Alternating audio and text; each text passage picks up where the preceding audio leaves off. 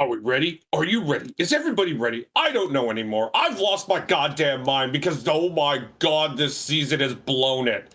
Seriously, right now I am picking up my mind as we speak and putting it in a jar. Because, Jesus Christ, Chewie! Also, hi, this is the latest episode of the EHRPG episode. Is it 60-something? I don't know. I've uploaded them all. You just probably don't see them. No. Let me check. I believe it's I want to say 64. Probably. Let me check. No, I was actually one off. It looks like it was. No, actually, I was right. It is 64. Feels good. Anyway, this is the latest episode of the podcast, which means we'll be talking about a lot of anime stuff. But I also kind of want to bring something up since it relates to anime in the sense of voice acting.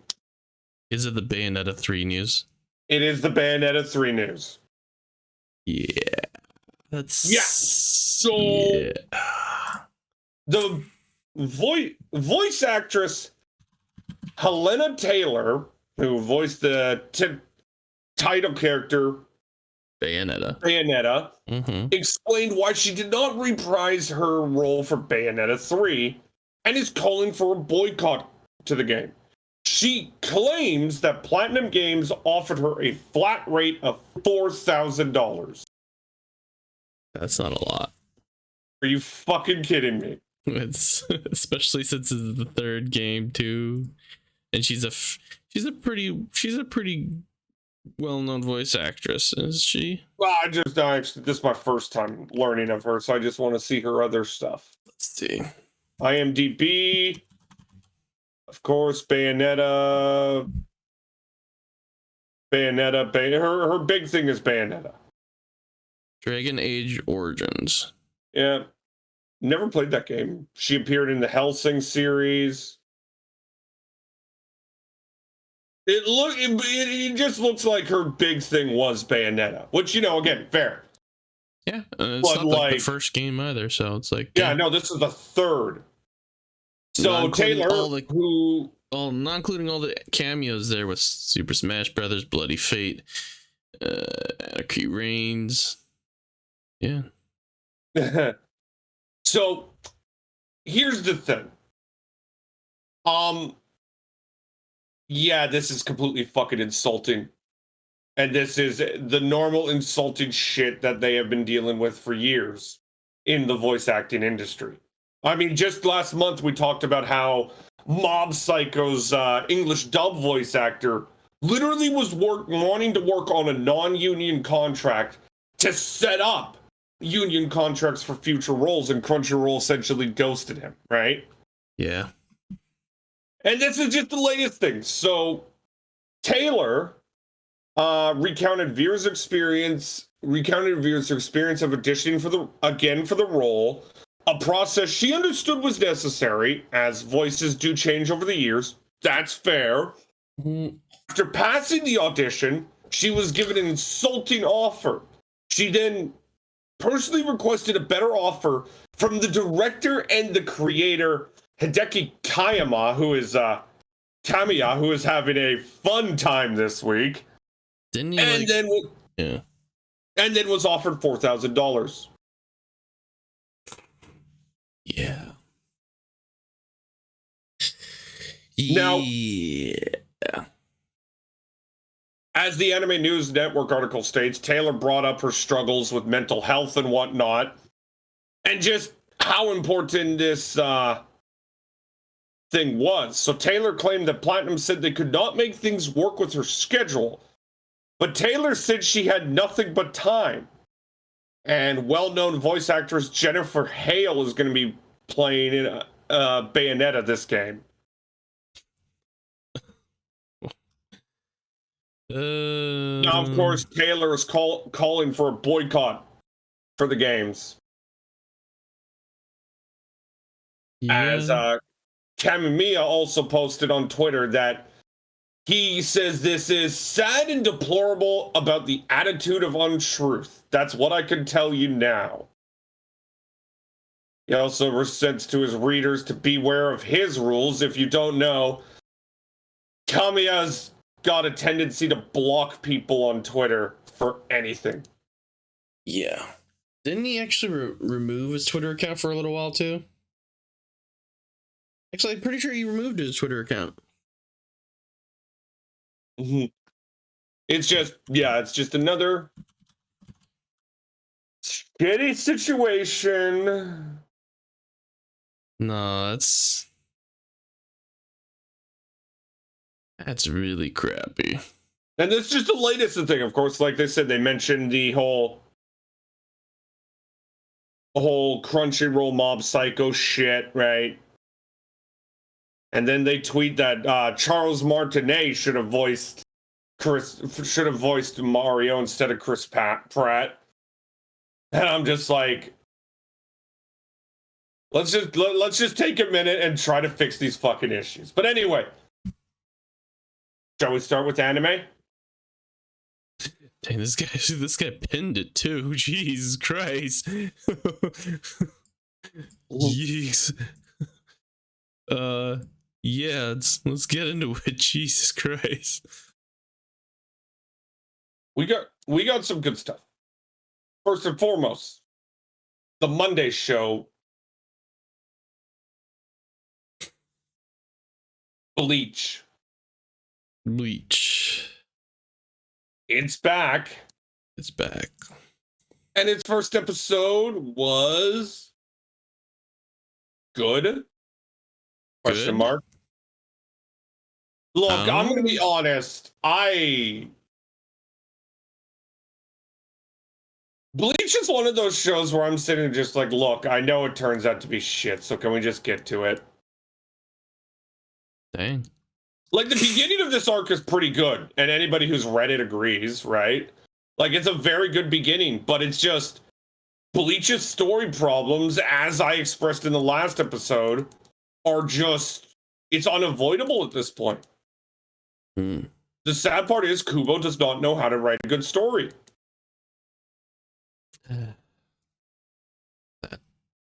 Like, you've been through this arc, right? This one, the final arc. I think it's like the 1,000-Year War arc or something. I don't think I have. But like, it's not. It falls apart in writing. But do I need to if I kind of already have an idea of what, or I've already known what was written, basically? I don't know. But either way, the first episode was good. I did enjoy it. But I also look at it and just say to myself, man, I know where this goes, and I am not excited for it in the slightest. Anyway, I thought it was nice to see the return, at least. Sure, yeah. Something. But do you have any opinions? No. I think that's, I guess the return of all these like old animes, kind of what about this whole sequelitis thing that's just, throws false hope in my direction when I think about certain things that definitely could. You're thinking No Game No Life, aren't you? I'm thinking that in Mondaiji, okay? I'm thinking of Problem Children from Another World as well. Oh yeah, you have an obsession with that show. I think it's good, okay? Anywho, what I wanted to talk about after that is the other Monday show, Golden Kamuy. Ah. It's hard for me to take this show seriously after the penis talk. I don't know why people were so insistent about figuring that out. I mean, what I will say is Golden Kamuy is entertaining fun with a good story, but like, I'm not going to sit there and say it's like God's gift to Great Earth. It's just a strong show. You know what I think is going to end up being God's gift to Great Earth, though? What? Chainsaw Man. Chewie, that first episode was fucking incredible. Ooh. Now, I want to point out again, I'm going into this series mostly blind. Right? So, this is my first real experience with it. And that first episode was awesome. Outside of the walking CG just feeling a bit weird. Okay. I thought everything was flawless. I loved the introduction to the main character, right? Mm-hmm. I thought they established his sympathetic nature really well. I loved how the devils looked. We saw two of them outside of, the main character turning into Chainsaw Man. Mm-hmm. And they were both interesting. I liked the zombie one. The zombie model Zombie thing? devil. Oh. Yeah. How he kind of takes advantage of people without even trying, right? Yeah. Okay. The battle animation, flawless. I think that from what I can remember, they used a lot of one camera shots, right? So just a continuous camera shot that flowed behind the character. Okay. Yeah. Okay. And it was good. It was really good. A show that did that I absolutely adored was Vinland Saga. All right. Yeah. Right? So Vinland Saga did that a lot. And then the introduction of Makima. The girl. Yeah. The You lady. really got the sense that, like, yeah, they really did a good job at establishing, yeah, she's an important character. I still like Pucci. Yeah, fucking What? everybody's talking about Pochi, man. Just an adorable little shit. And then he just suddenly starts talking. It's like, It's like, oh, have I lost my mind? Is that Pochita or yeah, Pochita, sorry. Mm-hmm. Still, the fact that he just stopped going, what? Now, did you have any shows on Monday or Tuesday that you watched? Monday, Tuesday? I don't know what's actually airs on Mondays and Tuesdays. Let's see. Well, Give me we got one second. A decent amount of stuff. Monday, Tuesday. We're not talking Sunday, sorry? No, we'll save Sunday for last. Okay, Monday. What is Yamanos? Oh. Like, is there anything you're watching on those days, essentially? Well, again, Marcel, I don't know what's airing on those days. Give me 1 second. What's Shinmai Riku? What is this? I think I'm watching Shinobi no... Yeah, no, I'm watching Shinobi no Itoki, but what's Shinmai? What's that? 1 second. Oh, this is a little scuff. Oh, it's the management of a novice alchemist. Okay, yeah. The only thing I think I'm watching on Monday and Tuesday is Shinobi no Itoki. What's Yamano Susume? Okay, sorry. I'm going to quickly look at that. Well, you figured that out. I'll move on to... Oh, no. Okay. All right. No, yeah. I'm watching Shinobi no Itoki. Yeah. Right. So, I think I talked about it last time, no? We already talked about first episodes, the first, last podcast, no? Yeah, I think its first episode was out. Yeah, so, still watching it. It's not bad. It's made by Troika. Oh, that has me a bit worried. It's a little weird. I don't know. I have, I don't know. I'm not sure what the feel is for this anime, honestly. It's like, again, if you look at the premise, it feels... Itoki was an ordinary high schooler. Yeah, till his life was turned upside down. He finds out that he's like the 19th heir of the famous Iga ninjas. The Iga clan, yeah. And then there's like the Koga clan who is just trying to kill them for some reason. Oh, so essentially he is thrown into a new life. Yes, but it's isekai without the isekai. Yes, kinda, but I don't know. It's so weird because when you think of ninjas, Marcel, what do you think of? Shadow assassins, bath, okay. What else? Like, I don't know, man. Do you think of ninjutsu because of some fancy dancy shows that keep using ninjutsu? I mean, let's use Naruto, right? I mean, there's Naruto, and I think there's a bunch of other shows that's but get on with your point. It feels like a. This feels like a Mahoka kind of thing. So the main character is disgustingly overpowered, making every character around him completely useless. No, where the magic or the ninjutsu in this case is all tech based, and there's no actual ninjutsu. Oh, It's all tech. So in order for them to like disappear, they just use tech. They don't use like. hey, can I just say one thing about Mahoka that always pissed me off? Okay. They were so bad at writing that they tried to make it seem like the main character was an irregular, but instead all they did was make the school system seem absolutely abysmal. Okay. But yeah, so essentially it's a Mahoka. It feels like it, yeah. But there's no ninjutsu at all. Even the main character brings up the like, yeah. What do you do? Like suiton or water style ninjutsu or katon or just like fire style ninjutsu and stuff like that. And they're like, what? What are you talking about? And then they just go on and on about it, or they don't go on and on, but whenever ninjas show up or they start fighting, everyone just has these high-tech suits that look just like the Mahoka. Here's the question I ask: how's it played? Is it meant to be a parody, or are they playing it for like serious? I think they're playing it serious. Yeah, I could see that not working. I don't see this as a parody. I don't think it doesn't feel like it. Yeah, like, I could honestly see that not working. Like that this is like they have comedic moments because they're trying to make fun of some stuff, but like I think this is all quite serious because it gets to the point where it's like they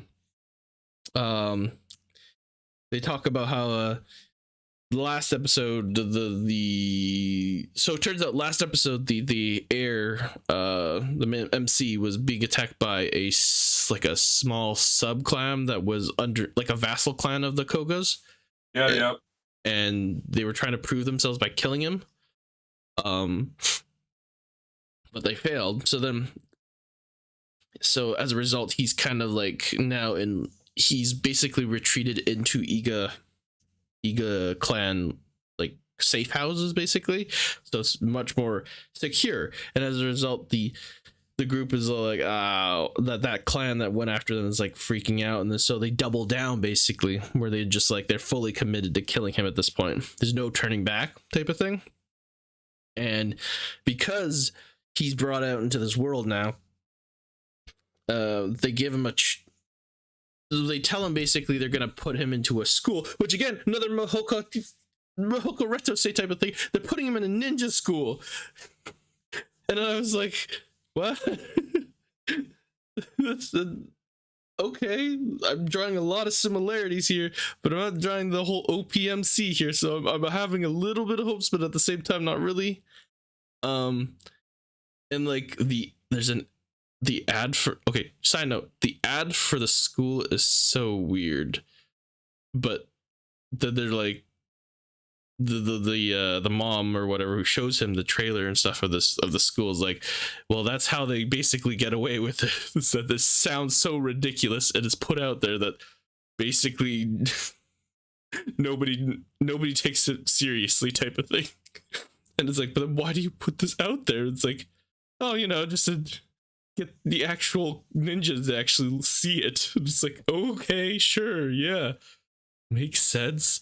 And apparently there's like a neutral ninja faction that like tries to uphold this like ancient ninja creed or something of like clans directly trying to kill each other type of thing. So it gets so weird. He goes to like a test or something, and it ends up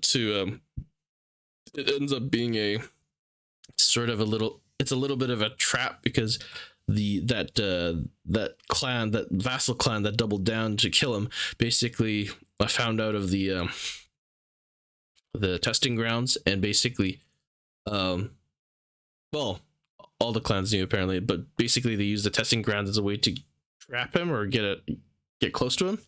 So it turned into a chase, and the ninja association thing, right? They're able to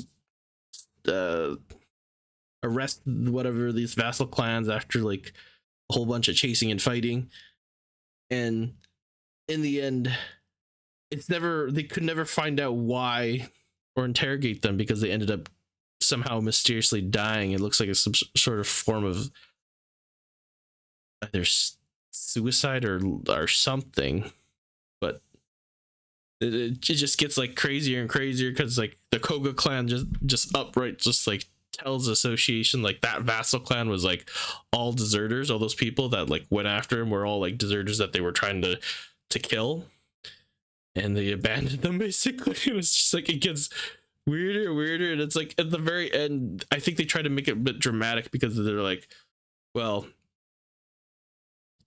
they think MC's dad, who was the previous heir, right, and was assassinated by the Koga clan somehow, and because of that they believe that there is a traitor or traitors within the clan itself. There is very likely, is apparently I forget the logic between it, but there was something that was like not adding up that like only the clan would have known at that point. So I don't know. They seem to be trying to run it really semi seriously, with throwing in like little bits of their own comedic or jabs at stuff. If I'm gonna be honest, but it sounds very stereotypical. Talked about to me just seems like a show that's gonna fall apart within 10 seconds. Yeah, it seems kind of just stereotypical so far. So the only thing that I guess hasn't been stereotypical is a really OP MC. So yeah. So yeah, that's all I've been watching on Monday and Tuesday. What's next? Wednesday? Emeralds of the Shadow. Oh yeah, second episode. Incredible. Really? I liked it. I mean, don't get me wrong, I liked it, but I sat there and said to myself, this is just Overlord. I told you if you liked the whole, basically, if you like the whole what's the word, misunderstandings, you would really like this. But I also sit there and I say to myself, man, Ainz looks so much better than this dimwit. Like, I explained it kind of like, it's interesting to see how his bullshit somehow works. And the sister character definitely had me more interested, but like, it was fun. I will say it's a fun show. I feel like this is an over-the-top type of misunderstanding show. And that's what... Yeah, it definitely has more of a comedic ridiculousness to it than Overlord does. Like a really slapstick comedic type of thing, in your face type of thing. Whereas like, yeah, Overlord can be funny and stuff, but it's not like, it's not always, it's not the main theme, right? This I feel is like it's the main theme. It's always misunderstandings.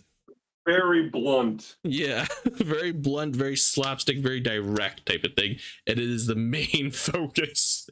And it's hilarious as fuck. Yeah. And then we got Mob Psycho being Mob Psycho. It's brilliant. I haven't watched this the one yet, so. Yeah, Mob Psycho is very, very good. And then we got a personal guilty pleasure of mine. Move Love. Why do I watch this show, Chewy? I don't know. You're the one who keeps asking that.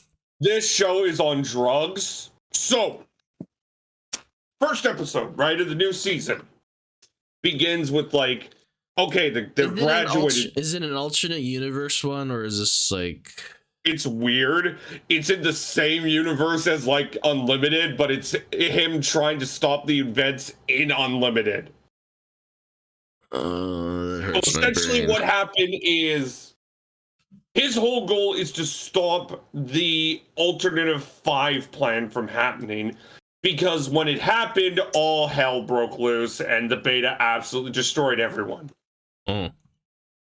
So he was sent back in time, and now he's doing everything in his power to stop it, right? Because he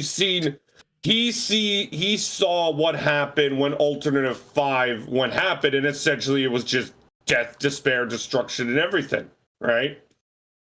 Okay. So that's what Move Love Alternative is built around. All right.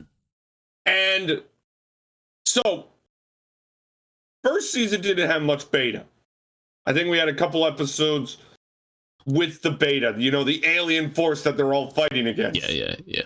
And then, as I'm mentioning on a tweet, where's the beta? The beta show up. And they're nasty looking. Oh no, I think the beta actually this series looked great. Oh, okay. But the show has this problem where they don't really show you what happened. They just tell you what happened. Like, there's this guy who has been, since the series started, going into every single after episode and doing a Q&A about, like, explaining stuff, right? Okay. And it's a great read, and when you read it, it makes sense. You just wish they could put that in the anime. All right. But the ending of this episode was so fucking ridiculous, it wasn't even funny. So, our main character has a mental breakdown because the stimulants that the commanders can shoot in him, right? Backfire, right? So as the guy explains, hypnosis and stim, the superior officers have access to a system within their subordinates' robots that allow them to use combat hypnotists, which is usually accompanied by stims. This is usually there to, calm them down. Or, increase aggression. In Takeru's case, it backfired to the extreme. It brought out pretty much all the PTSD he had from fighting and dying at the hands of the beta in his previous life, which again, unlimited, right? So that's the previous timeline. Okay. Mm-hmm. And of course, he freaks the fuck out. I'm so lost now. Okay, do you need me to explain it? No, keep going. I'll just rewatch the VOD. And essentially what happened is he freaks the fuck out, right? Okay, yeah. And he's just like, why aren't you doing this? And he essentially tries to fight the beta with a paintball gun. Okay. And in the end, it takes a lot of effort, but they end up saving his life and, fighting off the beta, right? Yeah. And he's sulking at this point. He's like, I fucked up royally.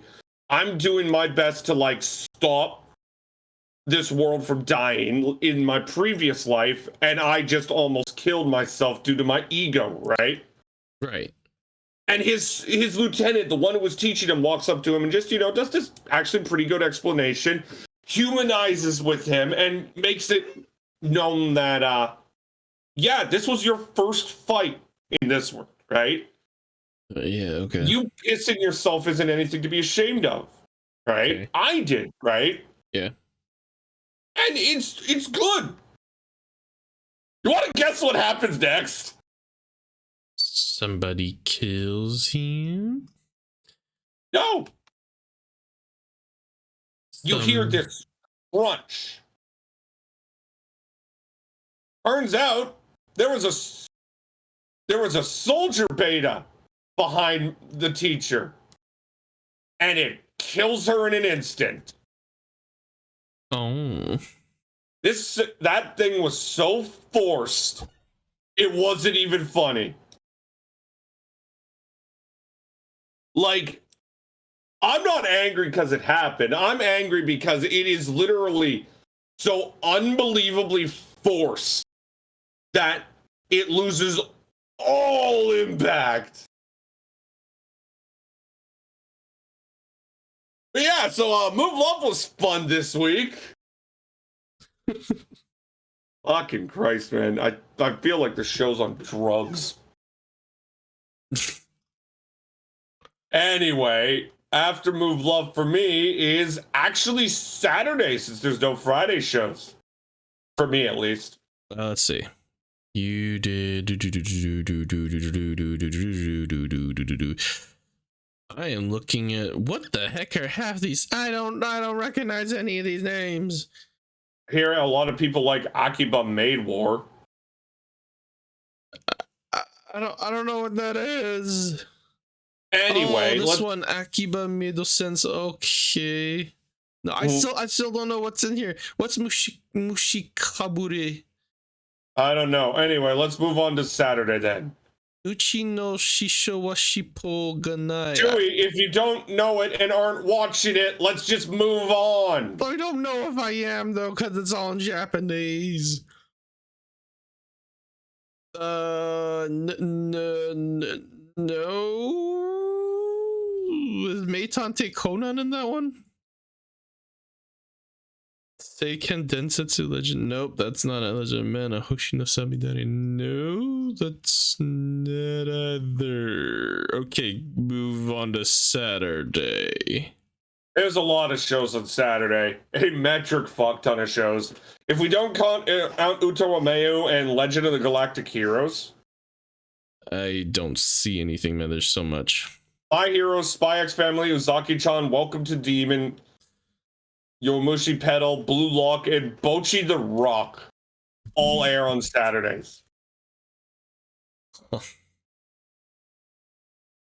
So let's start with the one I just checked, Bocchi the Rock.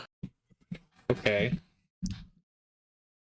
Existential Crisis, the anime. Oh. Bocchi the Rock is an interesting show because it really tackles the idea of.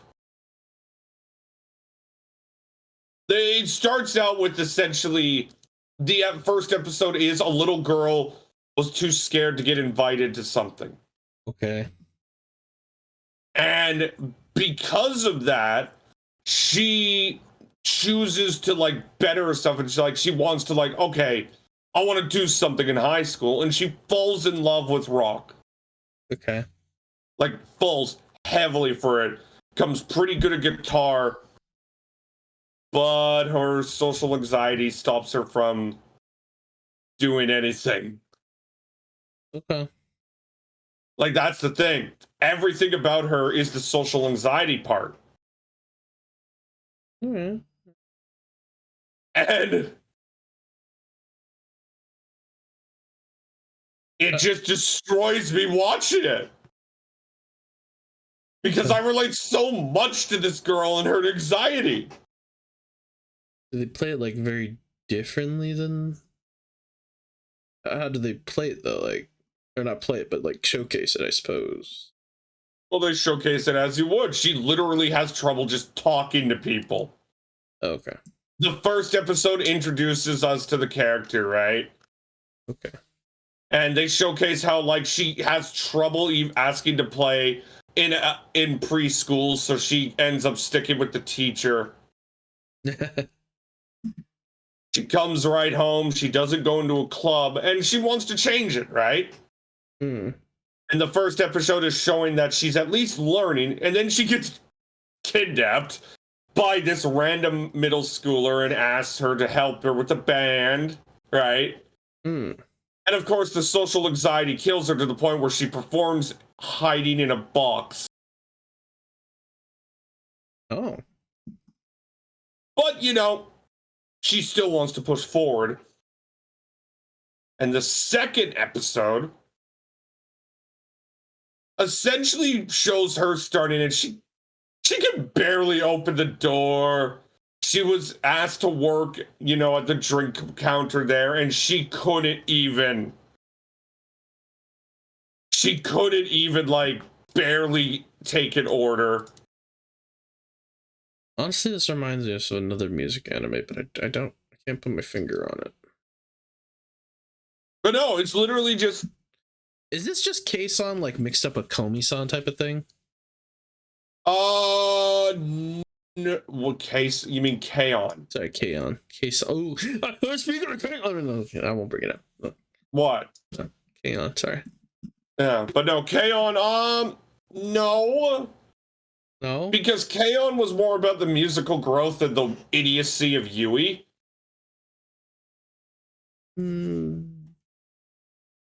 But isn't there kind of growth and musical growth there? I mean, right now we don't know. If you like slam it with basically combine it with Komi-san type of thing.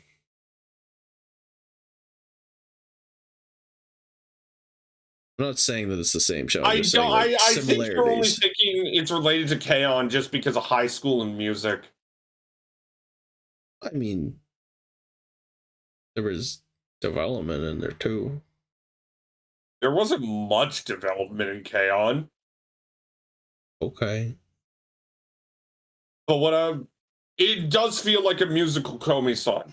The only difference is this character can talk. Shots fired. Like, was generally interested in that. Okay. Are you gonna talk about Boku no Hero Academy? Yeah. I'm gonna save that for later because Blue Lock generally pisses me off.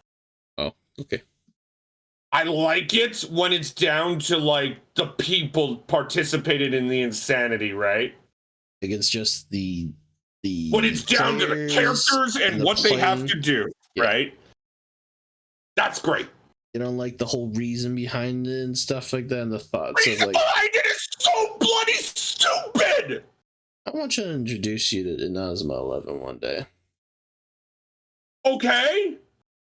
I just want to introduce you just to see your reaction. I'm sorry, I can't get behind the reason. I can't get behind the whole purpose of the show, the whole purpose that they created Blue Lock. It is so stupid. It would never work. I get it. Anime's about suspending disbelief.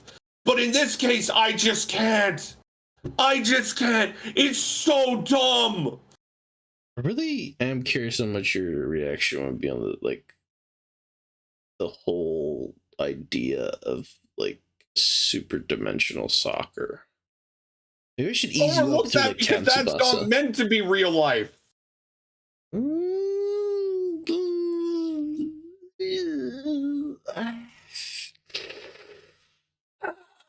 Like when I look at Inazuma 11, I look at that, it's like, okay, this is anime being ridiculous. Here, no, they're playing it straight here, Chewie.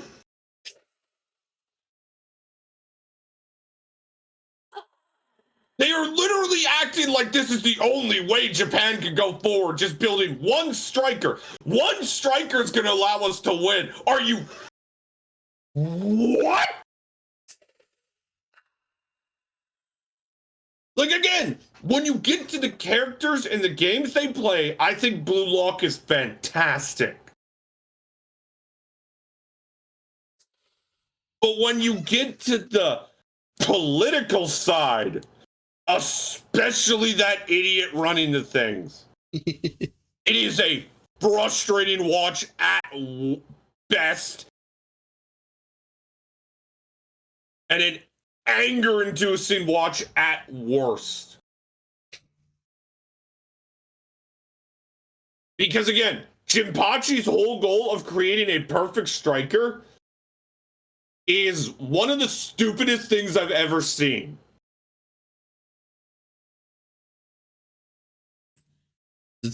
Just the idea of it in general? Or? The idea of it drives me nuts. Because you know me, I'm a football purist.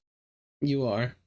One thing I liked about Aoashi is they really did a good job at establishing tactics in football.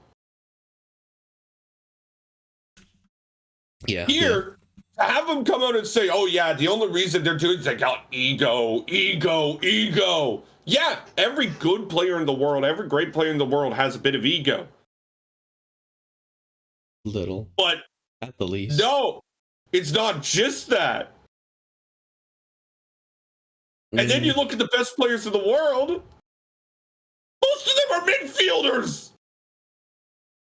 Yeah. Like the best players in the world are either midfielders or wingers. Yeah. Right? Like, I think the only striker that you could probably consider top in the world is probably Kylian Mbappe. Is that the guy from oh, I don't remember the team name now. Paris Saint-Germain. Oh, okay. But like, I thought there was another one that was doing really well, honestly. that was Karim Benzema. And he's not a striker anymore. He's more switched to center forward.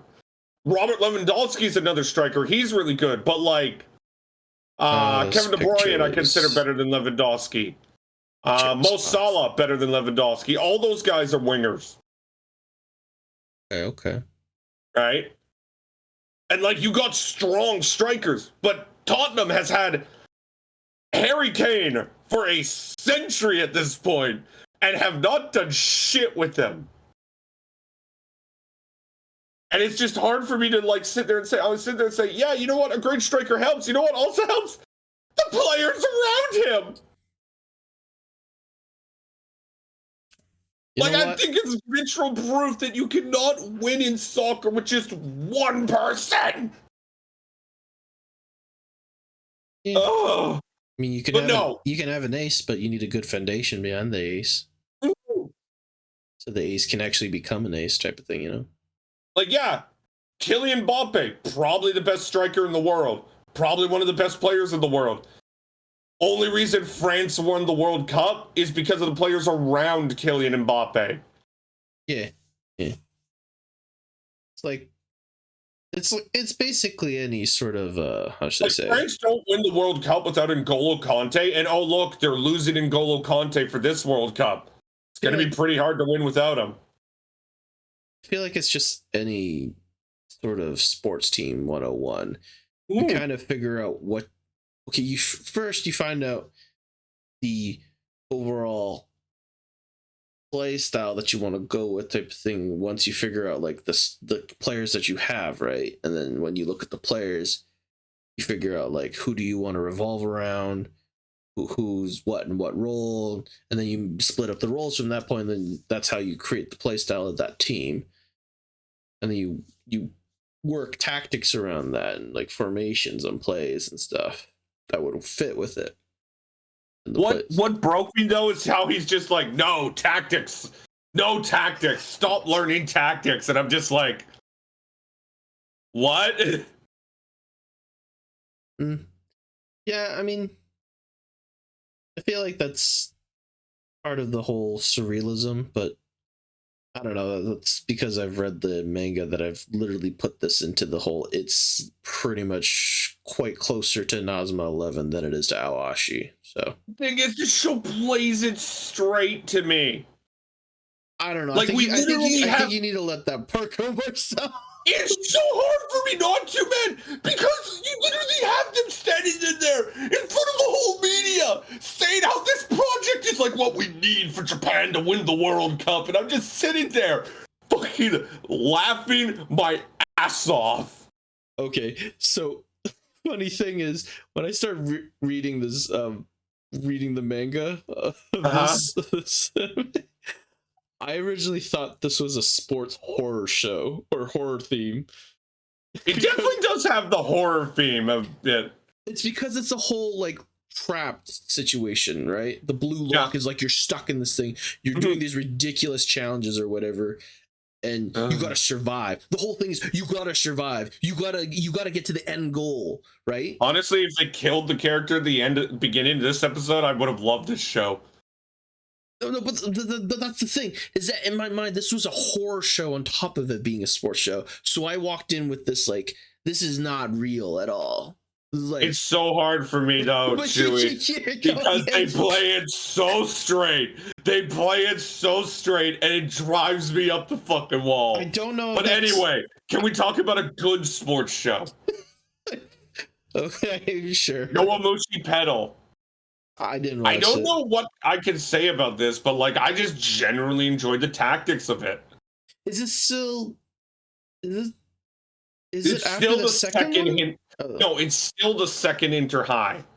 The second season never finished, huh? Okay. Yeah, no. Remember, the Yowamushi Pedal season 4 ended in the middle of the race. Oh, was that season 4? Dang, they've already had 4 seasons. Yeah, this is season 5. Yo, that's actually nuts to think about, that season 1 pretty much covered the first one. Like, first full tournament, pretty much. I think it was season 1 and season 2, yeah. Was it? Okay, no. Yeah, season 2 as well, yeah. And then season 2 kind of covers the afterwards, and a little bit of the training in season 3 kind of picks up and then does the beginning. And oh my god, we're pretty much been in like 3 seasons almost of the second tourney. Well, Yoramushi Grand Pedal. So Yoramushi split up to a couple things. It's Yoramushi Pedal, Yoramushi Grand Road, right? And Grand Road was the end of the first Inter High, right? Yeah. Yoramushi Season 3, the new generation, is the start of the second Inter High arc. Yeah, so they only had a little bit after Grand, like during Grand Road. I'm pretty sure they did the training arc stuff. Oh my gosh. Season 3 and Season 4 were 25 episodes each. And the last episode of Season 4 ended in the middle. Like, we are on the last race of the Inter High.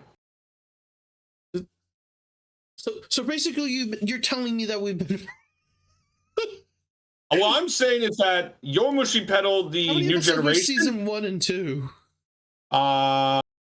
60... I want to get the exact number. It was 60-something. That's 1 and 2? Season 1 went for 38 episodes. Season 2 went 24. So 62 episodes.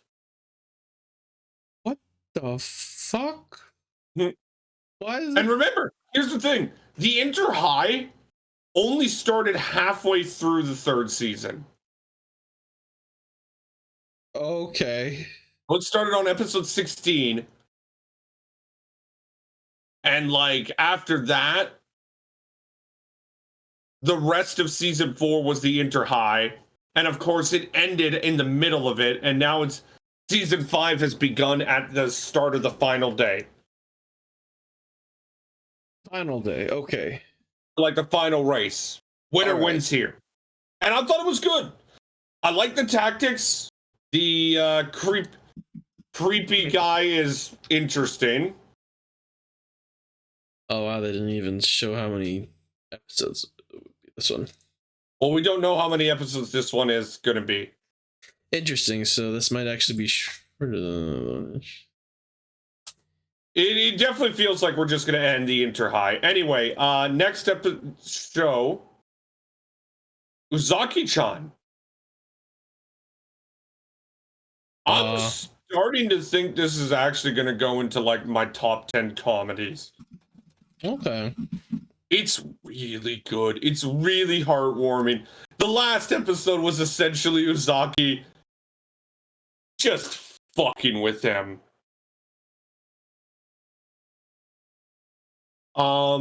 Did you finally get around to watching Aruma-kun yet? I did. What was the best part of the last episode? If I remember correctly, let's see, where did when the pink-haired psychopath figured out just who Aruma was. Oh, and then they're like, I really hope for like the results of his training, and it's like, oh, training. Yeah, Sullivan just shows up and like, I generally just, this show's just really well written from an entertainment factor. I'm still hung up on the fact that like my friend, that Grant thinks that this is a child's show.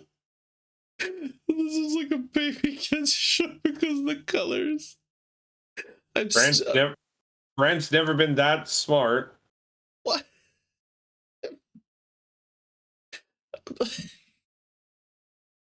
I mean, the thing is, like, he watches so much anime though, and he gets so like into it type of thing, like basically like you, Marcel. So it basically caught me really off guard when he told me he didn't watch the first episode because it looked like it was a baby show.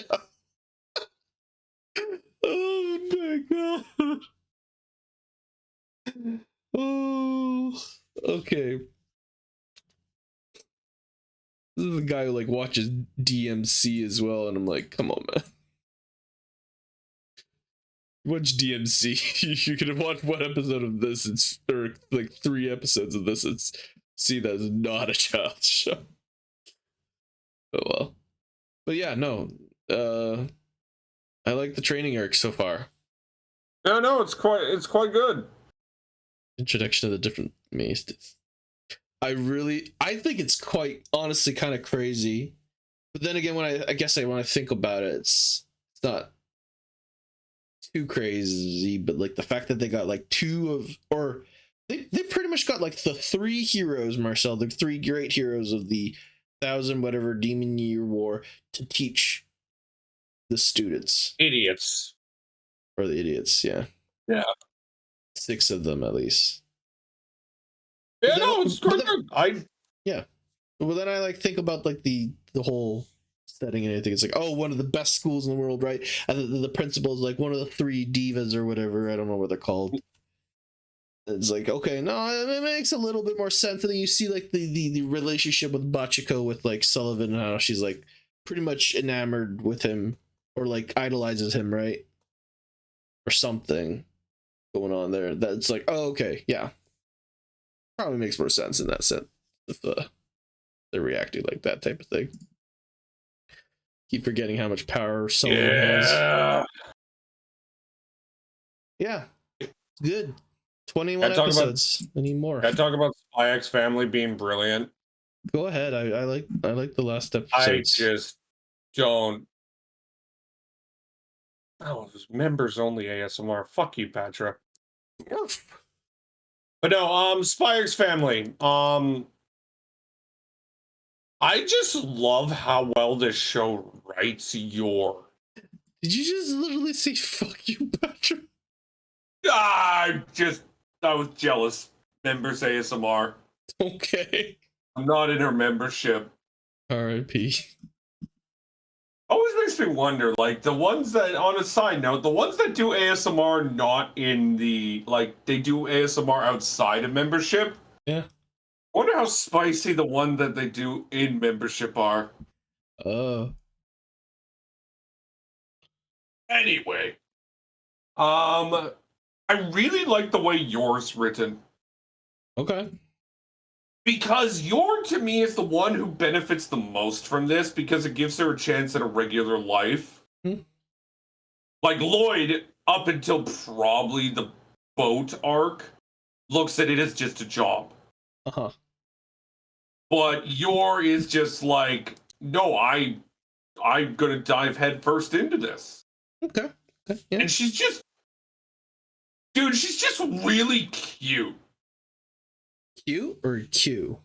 Cute. Okay. Cut out But there. Yor is just really, really cute. Yeah. And I enjoyed everything about her this first arc. I liked Lloyd. You could see a lot of fun with him. Anya, of course, is Anya. Chewie. Yeah. The dog is awesome. Borf. Orf? Alright, My Hero Academia. Okay. It's strong. Like I said, this arc is mostly fights. And it started off rather strong. I liked... It's been a while since I've read the arc, so I can't remember exactly, but the way I went out of it is like this.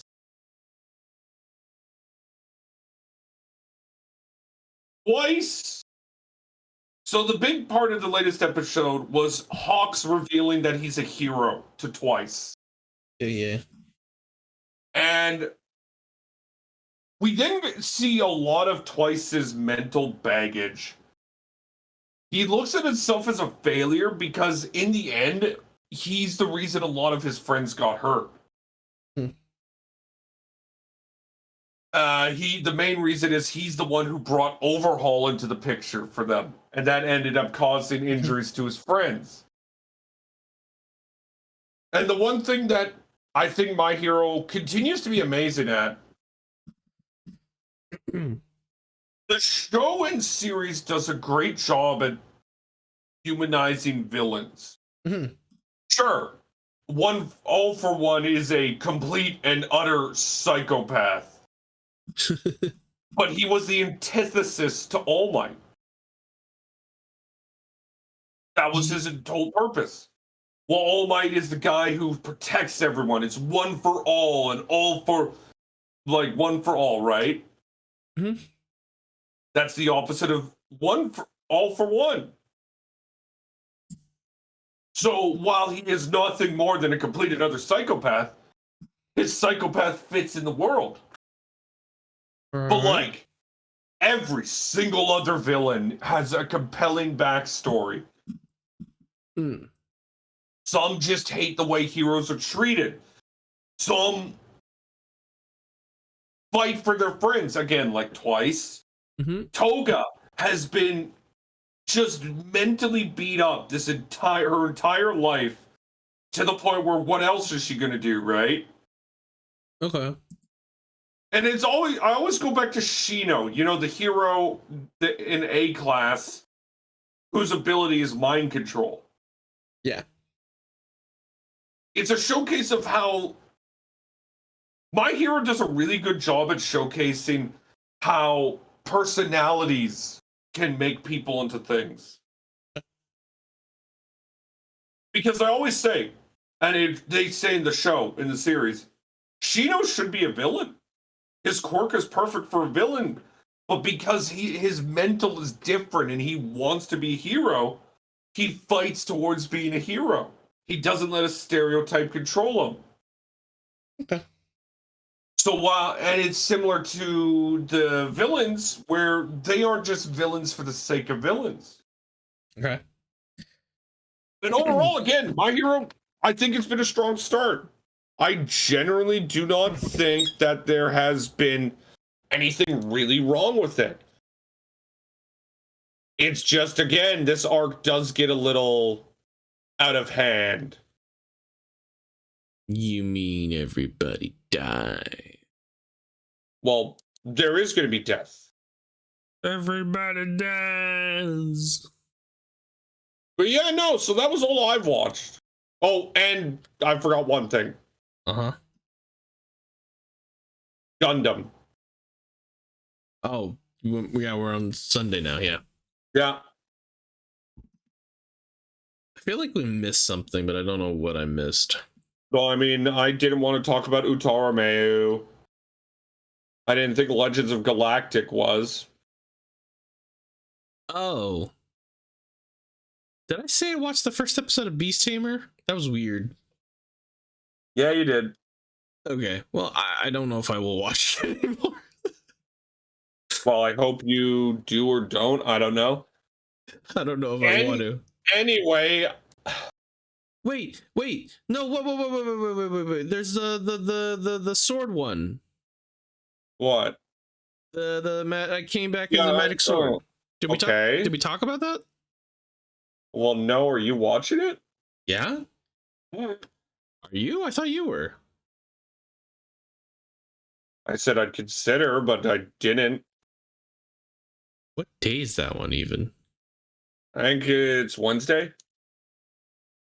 No, yeah, you're right. Okay, well, can I talk about that, I guess, and maybe Maytante? Well, if you want to. Sure. Okay. So,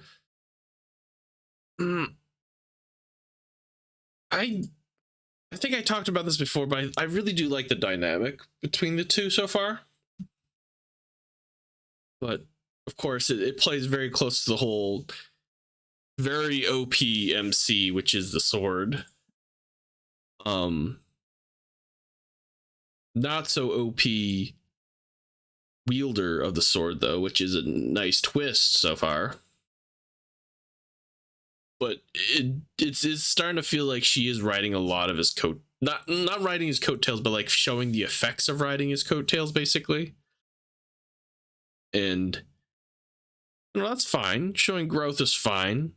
And I think it gives a different kind of dynamic to the whole OP character type of feel, I guess. It's not really one character, it's two. Yeah. I have to say, I think the artwork's a little bit better in the animation so far compared to the manga, even though they're quite similar, honestly. Still, it's very, very similar art style. It's just like, I don't know how you, I don't know. It just feels like it's improved slightly. But, you know, that's anime adaptations, right? Usually they either do a bit better or stay close to the source if it's already quite decent artwork and stuff like that. But yeah, I don't know. Anyways, that was a good second episode. I think they showcased more. They talked a little bit more about like the main character itself and his origins in a sense there, with the whole bringing up of intelligent weapons. But that was an interesting sort of mansplain. It felt like almost a little bit. It felt a little bit forced, but I don't know, or just very convenient almost. That hey, you got a dwarf as the god sight, can see a lot of everything pretty much. Honestly, I would be a little bit worried about other things that he could see, but hey, that's just me. Anyways, yeah, pretty good so far. I feel like they should put comedy though on there in the genres and some of these like Mal. I feel like they should have put this as a comedy as well. Oh, okay. And then Meitante Conan. This is just straight up a parody, man. Ooh. And I get it was basically, you know, the manga, the whole thing was it's a parody, and I love it. It is just making fun of everything that's like within the whole Detective Conan thing.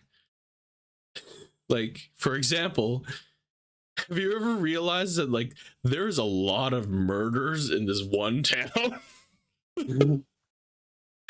Because if you don't realize it or not, basically the setting is mostly surrounding one town most of the time. And there's a lot of goddamn murders. There's like almost never an episode where it's not a murder mystery of some sort. There's a lot of murders going on here, man. There's only ever so like once in a while it's like, oh, you know, down south, and we have like the other whatever detective character, Hajime or whatever, I forget his name, show up, or you know, you go, they're on a trip or something, like a skiing trip or something, so it's like go up to the mountains, go north, or maybe go to like, you know, Mount Fuji or something like that. But it's like, it's always, majority of the time the episodes are in one town, and it's Baker Town. And it's like, that makes fun of it by saying like, oh, we don't know what's going on here, but it's basic, it almost feels like a god of death is like like bless this town or like curse this town or something. And it just shows like Detective Conan just like smiling in the background or something like that. It is quite interesting. And the fact that like it talks about it honestly gets like into really interesting humor and world building, because like first episode, Marcel, it just talks, the guy, the supposed culprit, shadowy guy, has to find a place to live, right? Because he's moving in. And guess what? All the places, Marcel, they're dirt cheap. Do you know why? Do you want to take a stab at why they're dirt cheap? I don't know. Because literally every place has been a murder like fucking site. It's been a site of a murder, man. So all the costs and everything have gone down. It's depreciated the value of the house, the property, because every place has been a murder site. Oh. The only place which is not a murder site and is like you're charged a ridiculous amount is actually the worst it's like the worst place ever. Every place before that, like that's a murder site, is actually a really nice, like livable place. It's like it's not bad. It's really decent. It's very spacious. There's like a whole bunch of cool stuff, like good things. And then the one place that isn't a murder site is like this abandoned, moldy, half like falling apart. You see nature like inside your living room type of thing, and you're paid like you have to pay an absurd amount for rent. But it's not a murder site. That's the only upside. So yeah, I'm really enjoying it. Actually, I'm gonna try to watch some more of that. It's been pretty funny so far. Yeah. Okay. Let's talk about Gundam. Second episode. Oh, the latest episode actually came out today. I didn't get to watch it. So are we talking about the latest one? Oh, I'm talking about both. Okay. Quickly watch it. You have 10 seconds. I don't want. I think this show is insane, and I love every single second of it. Are you basing it off this watching the third episode as well? Yeah. Okay. All right. Well, I'll try Pretty not much. to. Okay, I'll explain it like this. The show has a lot to do with parental figures being pieces of shit. What? You heard me. Think about it. Our white-haired main character, father trying to marry them off, right? Okay. And now we got Grill, the douche we met at the start of this season, right? Uh-huh. His father's treated him like dog shit. Oh. And it's I just kind of like how the show has just all of a sudden thrown that in there. But overall, the strength of this show seemingly right now is in its characters and its battles. Okay, nice. Yeah, I can agree with that. Because episode 3, when you watch it, it had a hell of a battle.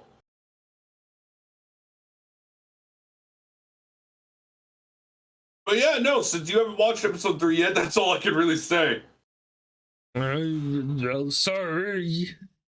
But that'll be it for episode 64. See, just got it done within an hour. Now you can go play D&D with your friends. I'm not, because my back hurts. Why? It's already started too. I'm not, because my back hurts. I was talking in a bit of a rush this whole time, thinking you needed to go play D&D. Well, you were also late anyway, so... You were the one who sent me a message! Yeah. How many times have you shown up? Just end the goddamn episode. Hi, episode 64. Nice talking to you guys. Bye.